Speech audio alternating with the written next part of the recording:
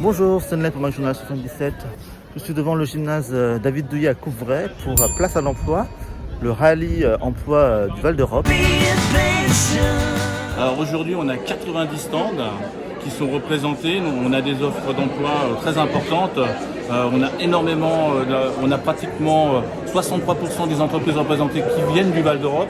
On est vraiment dans un sujet local et sur une démarche dynamique et positive pour les entreprises. Donc 63% d'entreprises qui sont représentées viennent du Val d'Europe. Tout à fait. Voilà. Sous une manière qui s'appelle Field of Opportunity. Qu'est-ce que c'est Field of Opportunity C'est pas facile à dire. C'est pas facile à dire. C'est la marque de territoire. On essaye de faire du marketing territorial de façon à se faire reconnaître pas seulement comme une destination touristique, bien évidemment, mais comme une destination économique et un pôle économique majeur de l'Est parisien. On développe cette marque maintenant depuis à peu près 2 ans.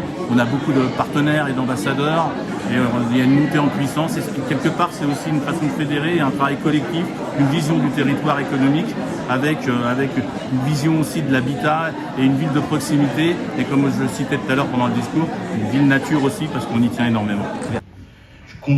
Je ne compte plus les médias qui titrent sur l'inversion du rapport de force dans les entreprises, en raison des tensions sur le marché de l'emploi, de la pénurie des professionnels sur certains métiers et de l'inflation.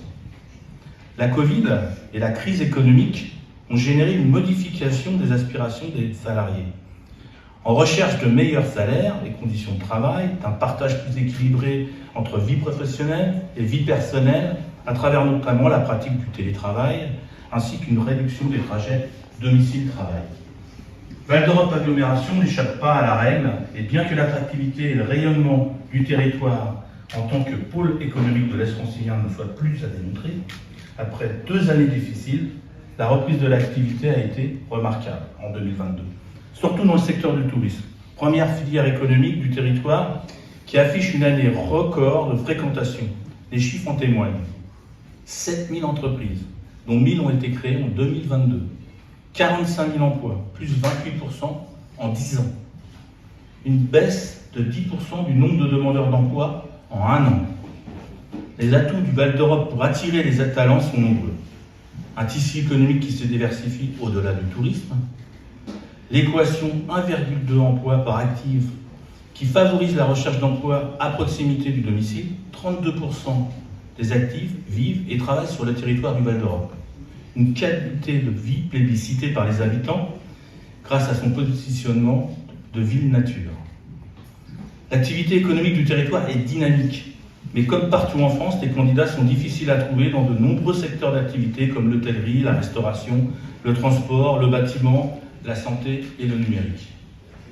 Face à cette pénurie de talents, Val d'Europe Agglomération et Pôle emploi mobilisent des moyens importants pour accompagner les entreprises dans la recherche de leurs futurs collaborateurs. Qui travaillons ensemble sur l'activité au quotidien que nous menons ensemble, tant sur les recrutements que sur la valorisation de l'offre de formation, les mesures d'adaptation qu'on peut mettre en œuvre pour aider à rapprocher l'offre de la demande, ou en tout cas aussi faire venir la demande vers l'offre, puisque, comme vous le rappeliez, on a en fait énormément de secteurs qui sont en pénurie de candidats. Et donc l'idée, c'est non seulement de rapprocher les candidats qui recherchent déjà sur ces métiers vers les postes qui existent et au plus près, mais aussi attirer de nouveaux candidats qui n'auraient pas forcément la connaissance ou l'idée des métiers sur lesquels il y a de l'opportunité, c'est ça, hein, c'est mettre en valeur, mettre en évidence les opportunités du territoire. Ouais, c'est fin comme truc. Qu'est-ce que c'est la méthode d'assimilation?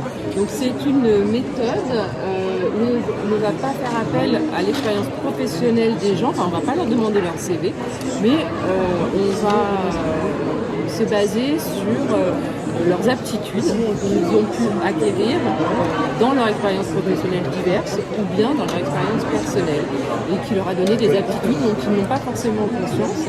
Et le fait, on va leur faire faire des exercices pour répondre à un recrutement, aux besoins d'une entreprise qui n'arrive pas à recruter. Donc on va proposer des exercices pour voir s'ils ont les aptitudes pour tenir ce poste, le poste dont l'entreprise a besoin. Donc ça, par exemple, ça ressemble à des mécanos, en fait. Alors pour ça, Ludo, là, aide-moi. Pas mal. Alors ça, c'est pour quel type de métier? Alors beaucoup dans ce qui s'appelle l'industrie. D'accord. Ouais.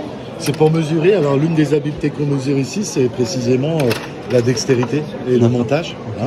L'habileté, c'est être capable d'agir de manière rapide et puis de manière efficace pour assurer le montage de tout C'est au milieu, je pense. un camion. Je pense que ça finit sur un camion. Je te laisse te débrouiller. Après, j'interviens. C'est ça, en fait. Voilà, c'est ça. C'est pas mal, hein?